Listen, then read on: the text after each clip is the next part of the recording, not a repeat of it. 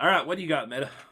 Well, it's gonna be short today, but I do want to give one thing I wanted to say before I actually get on the topic is it's a sad day for Steam Spy because of the Yeah, new things that went out. We just talked about it last we week. cursed them. We cursed them. We cursed them.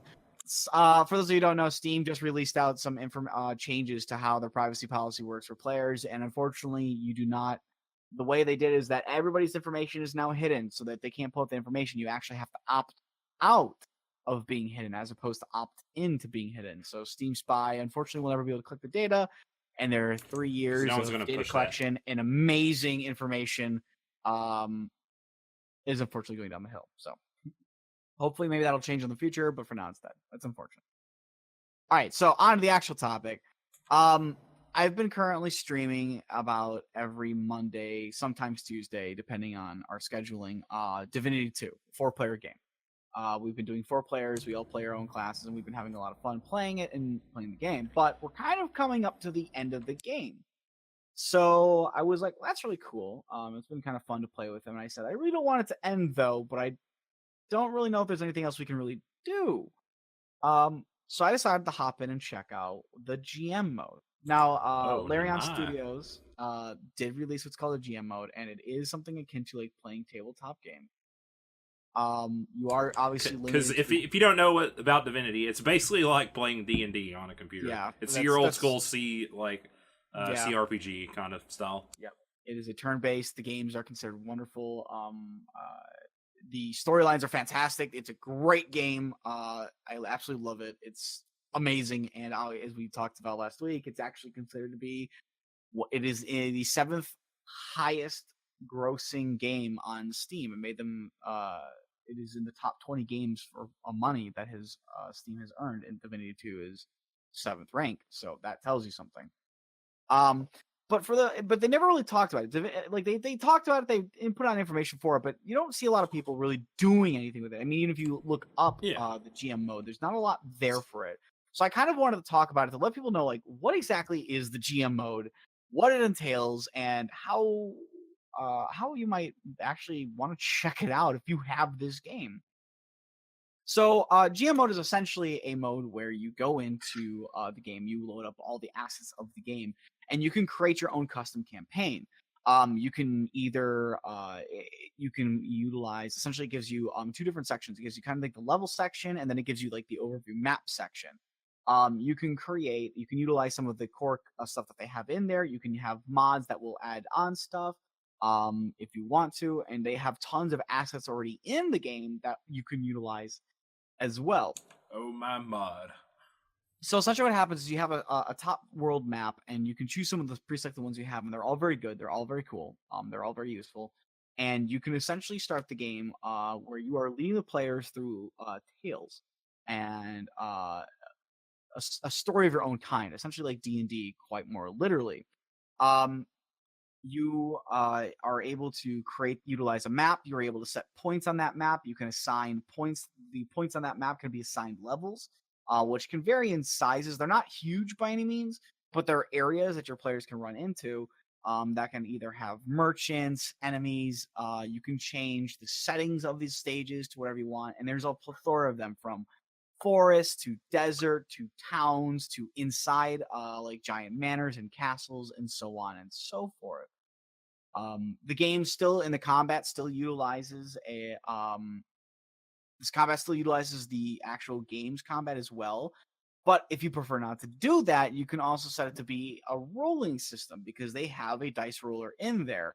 That dice roller, you can make it literally D&D. You can literally make it D&D. That's pretty cool.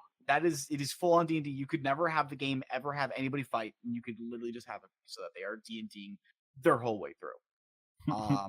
And I mean, that's a full on possibility.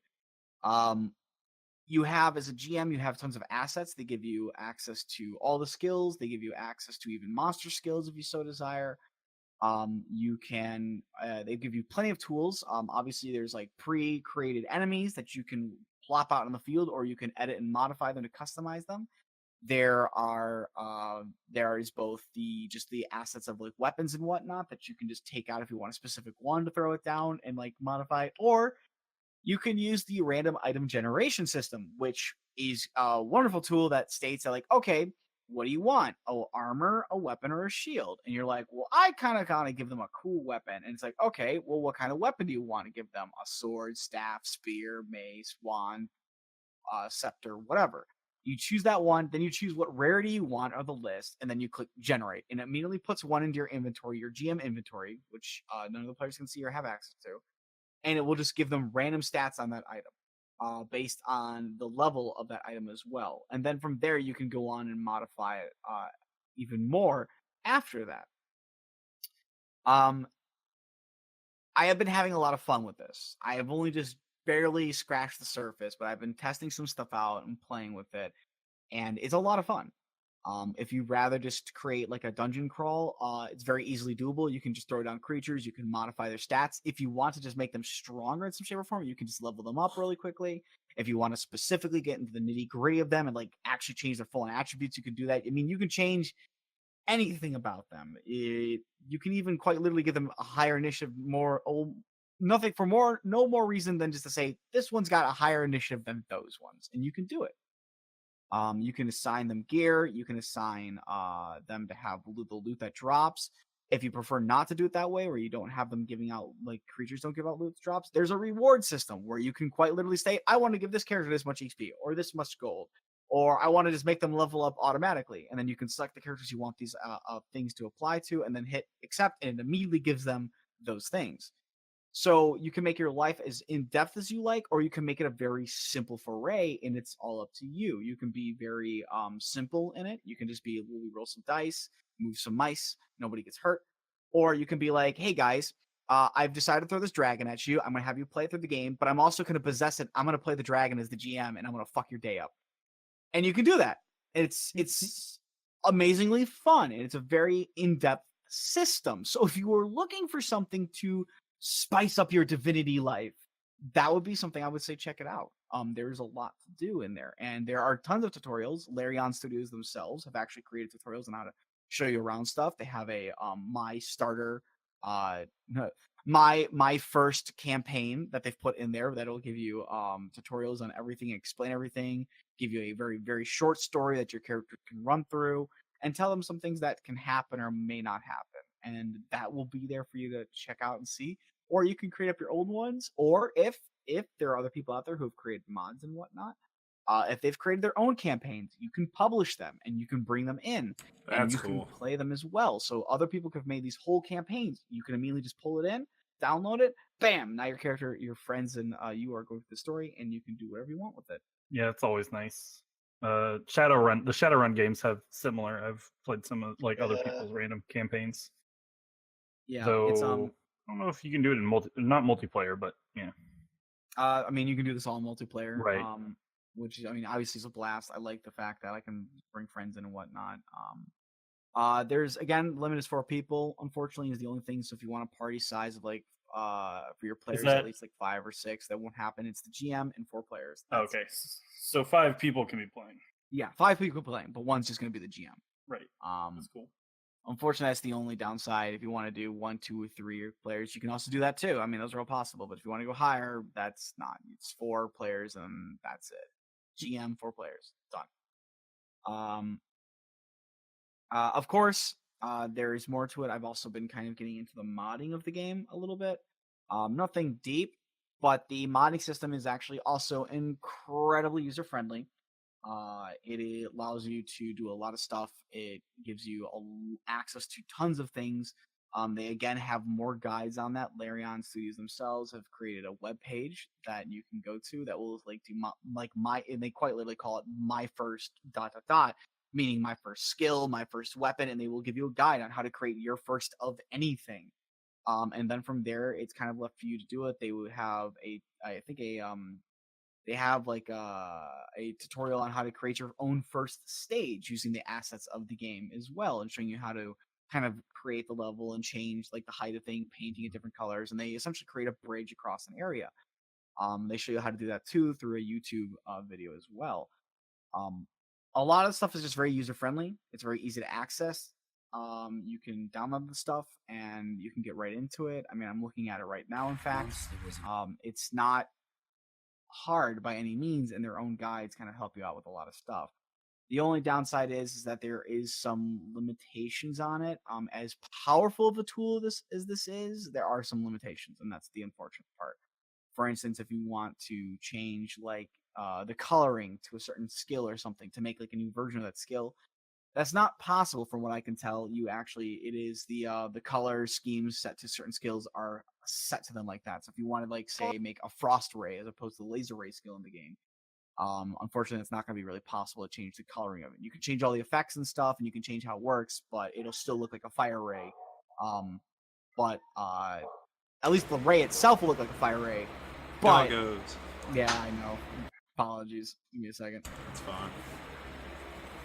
You're good, man. But you can't do some like stuff. You can't just change color of things, which kind of sucks because ever my time when I was doing modding stuff for Warcraft 3, the 4Os and Throne, that was something you could actually do. When you brought up like a spell or something, you could just literally change the coloring of the spell. You could create a copy of it and go like, oh, do you want to change the coloring of it? Sure. Here you go. Now it looks like now your Frost Blast turned into a Fire Blast, and all you had to do is change the color and some of the data and how it works. So there was that.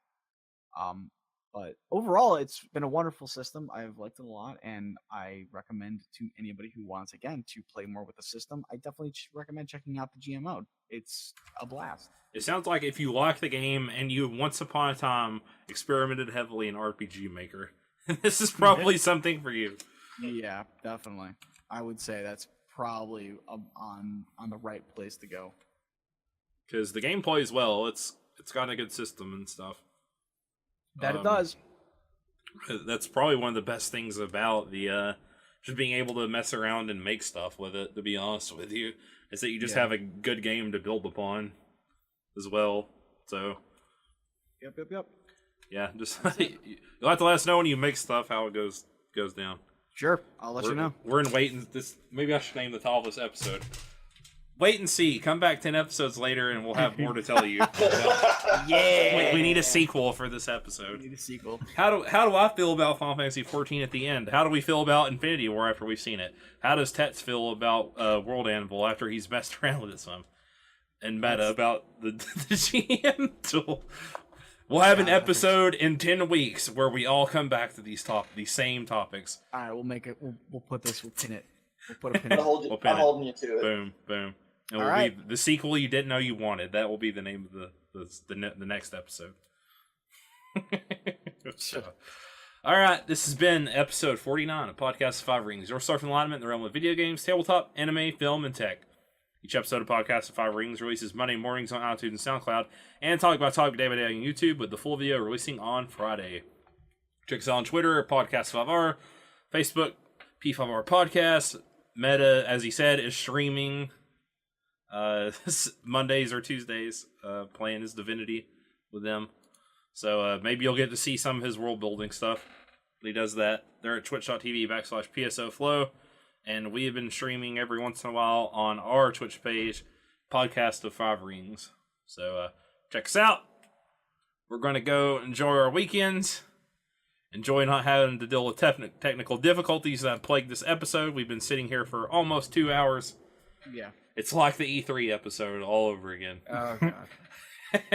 Get ready for that in 2 months, guys. Can't you wait? You can smell E3 in the air. I can smell it. The musk is traveling all the way from the West Coast. Back through time into my nostrils. That's the pollen. Man. That's the pollen. But until next time, we'll see you guys. Later. Goodbye. Coma time. Sleepies.